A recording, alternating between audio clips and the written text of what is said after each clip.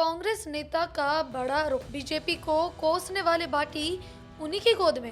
क्या अंदर ही अंदर बदल गए भाटी के तेवर? हरीश चौधरी का बड़ा दावा। नमस्कार, मैं हूं आपके साथ खुशी और स्वागत है आपका भारत रफ्तार पर। राजस्थान और खासकर मारवाड़ की राजनीति कभी शांत नहीं बैठती, लेकिन इस बार जो सियासी चिंगारी उठी है उसने बाड़मेर से लेकर जयपुर तक हलचल तेज कर दी है। कांग्रेस के वरिष्ठ नेता और बैतूल विधायक हरीश चौधरी ने एक ऐसा बयान दिया है जिसने निर्दलीय राजनीति के बड़े चेहरों की कथनी और करनी पर बड़े सवाल खड़े कर दिए हैं। हरीश चौधरी का सीधा निशाना बने हैं शिव से युवा और मुखर निर्दलीय विधायक रविंद्र सिंह भाटी। जी हाँ, वही भाटी जो व्यवस्था के खिलाफ और जनता के हक की लड़ाई की बात करते हैं, लेकिन हरीश चौधरी का दावा है कि पर्दे के पीछे की कहानी कुछ और ही है। दरअसल ये पूरा माजरा चौटन के डूंगरपुरी मठ में आयोजित एक धार्मिक कार्यक्रम का है, जहां मारवाड़ के तमाम दिग्गज नेता एक ही मंच पर मौजूद थे।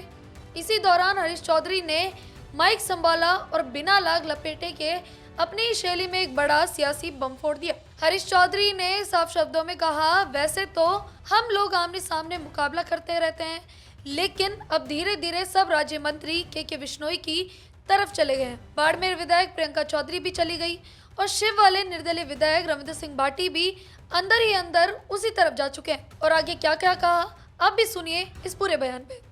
बाप जी, वैसे तो हम लोग आमने सामने मुकाबला करते रहते हैं और लगभग अब के बिश्नोई जी की तरफ धीमे धीमे सब चले गए।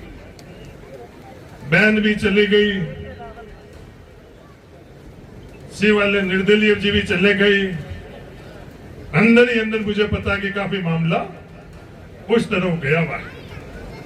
सामने हम थोड़े बहुत ही सामने खड़े, पर इस काम के लिए हम भी आपको विश्वास दिलाते हैं कि जो कुछ भी सामने खड़े हुए वालों को भी। अब सवाल ये उठता है कि जो भाटी चुनाव के वक्त और सदन में अक्सर सरकार की नीतियों को लेकर मुखर दिखते हैं, क्या वाकई उनकी सियासी कश्ती अब चुपके से सत्ताधारी दल के किनारे लग चुकी है? हरीश चौधरी के इस बयान के बाद राजनीतिक गलियारों में यह चर्चा तेज है कि क्या भाटी के तेवर सिर्फ मंच तक सीमित है। राजनीतिक विश्लेषकों का मानना है कि एक निर्दलीय विधायक के रूप में क्षेत्र के विकास के लिए सरकार से सामंजस्य बिठाना मजबूरी हो सकती है, लेकिन जब बात विचारधारा की आती है तो समर्थकों के मन में ये सवाल जरूर उठेगा कि क्या सिद्धांतों की राजनीति में कोई समझौता हो रहा है। हरीश चौधरी ने खुद को और अपनी पार्टी को फ्रंट पर रखते हुए कहा कि अब मैदान में डटने के लिए हम थोड़े बहुत लोग ही सामने खड़े हैं, लेकिन जनता के भरोसे के लिए हम पूरे मन से मुकाबला करेंगे। इस सियासी बयानबाजी के बीच ये कार्यक्रम मूल रूप से मारवाड़ के